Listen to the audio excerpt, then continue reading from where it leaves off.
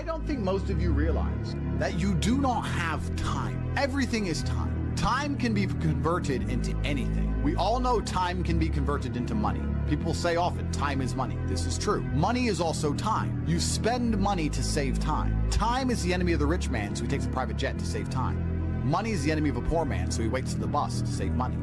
But they're the same thing, money and time. So when I say you don't have time, this is something you need to remember because it's extremely important and you can apply it to most things. You do not have time to have a headache. Do you understand? I'm not saying you don't have a headache. I'm not saying your head doesn't hurt. But you don't have time for it to affect your life. You do not have the waking hours. You are being outcompeted and crushed by people who are more powerful and more connected than you'll possibly ever be. By people who know things you do not know. You do not have time to have a headache. It's simply not acceptable. How do you perform when you have headaches is a stupid question. The fact you've even framed it in that way shows that you don't understand the world. I'll give you another example. You don't have time to argue with your woman. Your woman started an argument today or yesterday, whenever, and you've been texting back and forth. You don't have time. You have things to do. There's unlimited work in the universe. You don't have time to have a headache or message girls or scroll Instagram. You don't have time for any of these things. Time is your lifeblood. It's all you've got. You can turn time into reputation. You could turn time into global fame. You could turn time into respect. You could turn time into a fantastic body. You could do anything with your time. You could choose a random embassy. You could choose a random country that you have beef with. Chile. And you could go stand outside the Chilean embassy with a sign saying, "Down with Chile," for no reason. But if you stood there every single day, after about 2 years, people would be like, who is this guy and why does he hate Chile so much? You can turn your time into anything you want. So how are you going to waste it sitting around saying, I have a headache? Boo boo, I have a headache. But the question is framed incorrectly. If I have a headache, I don't care. And one of the main reasons I don't care is because my enemy doesn't care.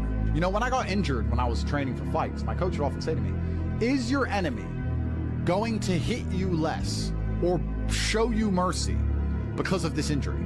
If you say, okay, we're about to fight, but halfway through the training camp, I hurt my foot, so, take it easy. No, he's going to try and destroy me anyway. So if he doesn't care, why do I care? And why does my coach care? Nobody cares. The people who are trying to steal your woman, and trust me, everyone is. The people who are trying to take the money that you want to earn and put it in their pocket before you can. The people who want to have large and gorgeous feathers on their peacock to show the world all the amazing things they've done. They don't care that you have a headache. So why do you care? You need to reprogram your mind. You don't have time to have a headache. You don't have time to be doing the majority of things you do. And there's always been and always will be, and we could talk about that again. We were talking earlier about competence, right? Do you think a woman sees you as competent if you complain about having a headache? Let's say you have a headache. It's fine. You have a headache. I'm not disputing that. Maybe it really hurts. That's terrible. If you go, oh, I've got such a bad headache, do you think a woman looks at you and goes, yes, oh, I found the guy for me?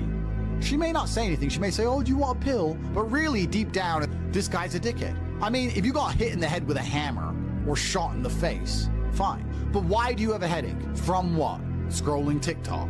A lot of you deserve the failure you endure. The universe is very giving. I often believe, people say the world's not fair.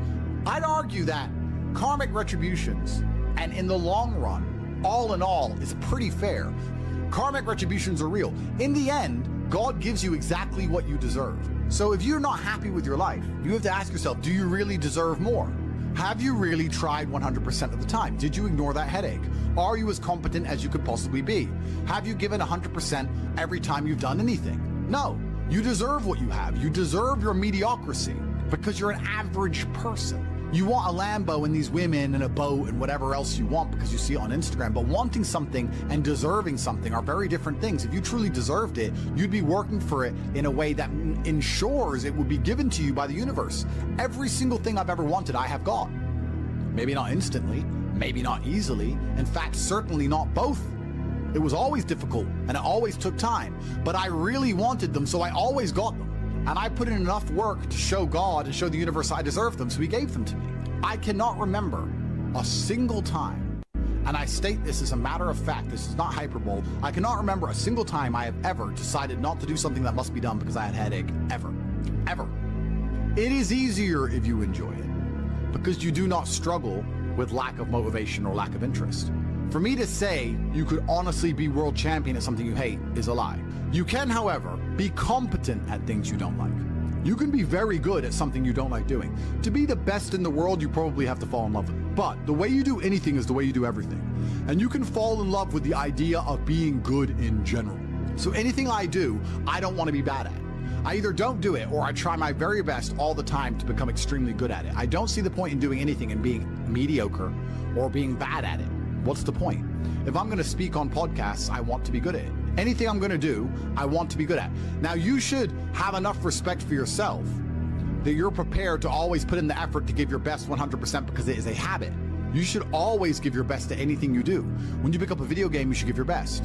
When you drive a car, you should attempt to drive as efficiently as possible, using the brake as little as possible to not waste fuel, to make sure there's no close calls, no sudden braking.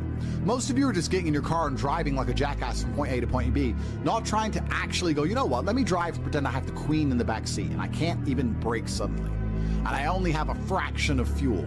How far can I go if I very smoothly, very calmly anticipate the traffic in advance, move my car in and out of the cars so I barely have to brake, keep moving slowly and smoothly? Let me try and get good at this. The way you do anything is the way you do everything. And it is a habit to be good at things. There's nothing wrong with just being good at things. To be the best in the world, you have to love it. That's true. But you're not going to love the majority of things you do. That's not realistic. The world's not going to afford you a life where everything you do you're in love with. In fact, you're going to end up doing a whole bunch of things you don't want to do. And the life hack is, if you enjoy getting better at things, then you can be doing something you don't want to do better than you previously done it, and now you enjoy doing it because you were more competent and more capable at said task. You are now better at said task. Every single thing I approach with vigor because I like being good at things. And that's not because I'm arrogant. That's because I have enough respect for myself, and more importantly, I have enough respect for the people I love to know that I need to be good at things. When my children, or when my women, or my family, or my people who rely on me, my brothers, anybody comes to me expecting me to do something for them, I need to have enough respect for them to know that I'm good at what they ask me to do.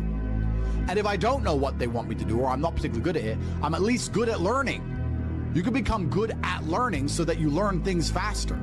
Good at concentrating. Good at taking a scenario seriously. These are all basic life skills to go along with bravery. That's going to put you in a competitive bracket amongst the masculine realm which exists today, because most people can't even focus. Most people can't even focus or try hard at anything. So to answer the question, can you become world champion without loving boxing? No, you can't become the best in the world. However, you can become very good at it because you can have enough discipline to ensure that you go to training, and you can make sure that you're the kind of person who, if you're going to go to training, you're going to try your best. Guys, you're going to go to training for an hour. Whether you try hard or don't try hard, you're going to spend an hour in the boxing gym. There is no reason to not try. That is a learned habit. And what you often find with people who need to be motivated into things, because they're not disciplined enough to do things and not disciplined enough to do things properly, they'll go and say, I went to boxing training, as if that's all that it's about. It's not about going to the training. It's about trying hard in the training. It's about giving it your all. It's about dedicating yourself. You're going to give an hour up anyway.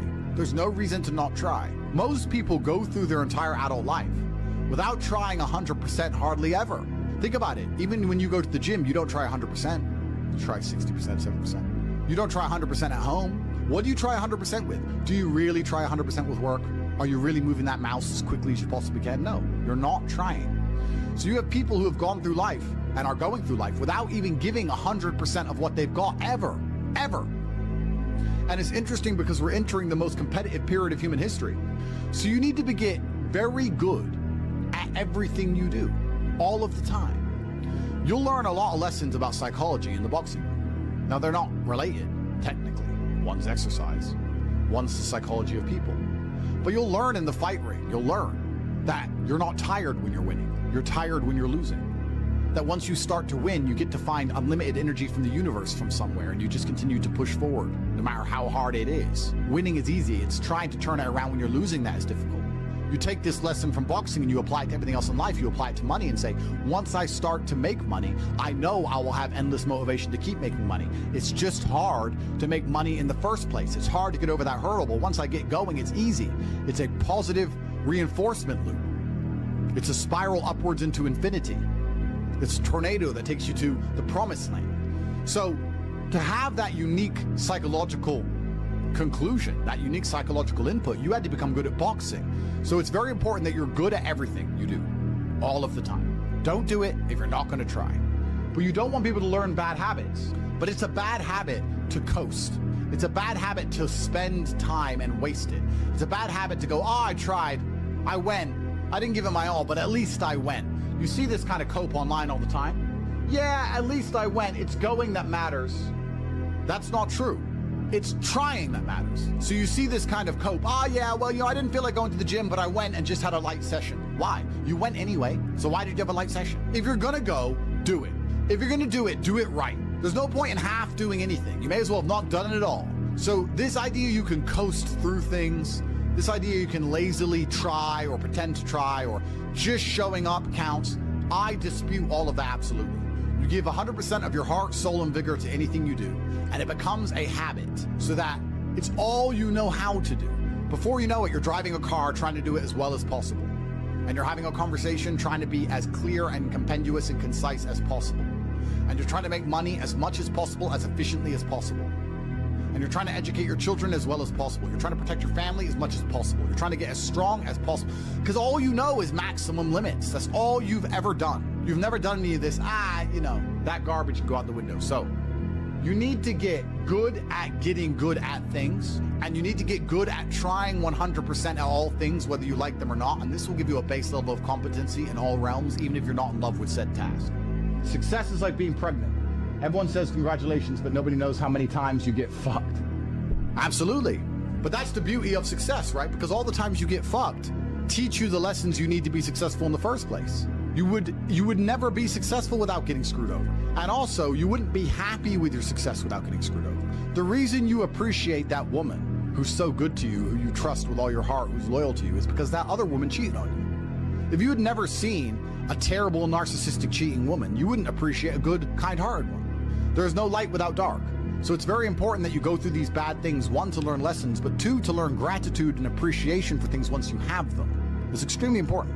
Every time something bad happens to you, you need to say thank you to God. Thank you, God, for giving me this difficult time, for me to learn lessons, and for me to have more appreciation for my fantastic life in the future. That's how you should approach life. And especially success is exactly the same way. The lessons you'll learn failing along the way will ensure that when you get to the top, you can keep it.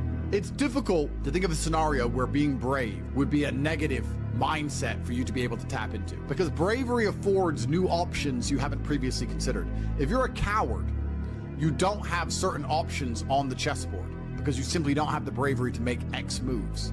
But if you are brave, you can analyze these moves. So you have a whole bunch of moves that most people don't have. Most people do not have the bravery to consider alternate paths. You need to be able to look at the chess moves that most people will not be prepared to make, and most people live very afraid. So bravery is an extremely important skill to hone. It's something you should practice. You should often sit and think, what would be the bravest decision I could make in this scenario? What would be the bravest one I could possibly make? And consider it. I'm not saying do it, but you should get in the mental model of considering it. Because quite often when you're a coward, brave decisions don't even cross your mind, ever. They don't even cross your psyche. They're not even something that's interesting to you. You haven't trained your mind to consider them. So you need to train your mind to consider bravery, because bravery is something that is going to universally apply throughout your life. It doesn't matter if you're rich, it doesn't matter if you're poor, it doesn't matter if you're in Thailand, it doesn't matter if you're in Peru. Having the option to be extremely brave and consider the options which are afforded only to a brave person is going to be something which is always going to benefit you. So it's very important that you consider and think about bravery as a whole, something I want you to hone. This life is sales. Convincing a woman to love you is sales. Work is sales. Life is sales. So fantastic thing to learn. Boxing, once again, fantastic thing to learn. It's very good. Your body and mind are connected. You cannot have a strong mind without having a strong body. Fantastic. Who should you be before you become rich? Well, money is an amplifier. Money's not going to change who you are. It's going to amplify who you are. If you're a good person, it'll make you a very good person. If you're a bad person, it'll make you a very bad person. If you're a weak person, it'll make you very weak and cowardly and scared. If you're a strong person, it'll make you very brave. Money amplifies. So you actually kind of have to hope that you don't get rich too early before you've struggled enough, because men are built on the back of struggle. You have to go through pain and terrible things as a man and struggle constantly to be a good man. No man who has not struggled is a good man or good at being a man. But don't worry, I think God has a plan for you. You should be trying your absolute best to get rich all of the time. You should be struggling and working as hard as possible. And all of those lessons that will come with all the suffering and the difficulty will be amplified by the time you're a multimillionaire and you become the best version of yourself. That's how you become a top G. Wake up every day and be prepared to give 100% focus to all of the things you do. That's all you have to worry about. It's kind of like, if you worry about the work, the results come. The results are easy. Guys, money is easy. Money is easy. Women are easy. The life you want is easy. All you have to do is fall in love with the work. If you fall in love with the work, fall in love with being good at doing your work, getting it done, never missing a day, because the easiest way to make sure you never miss a lucky day is to try every single day.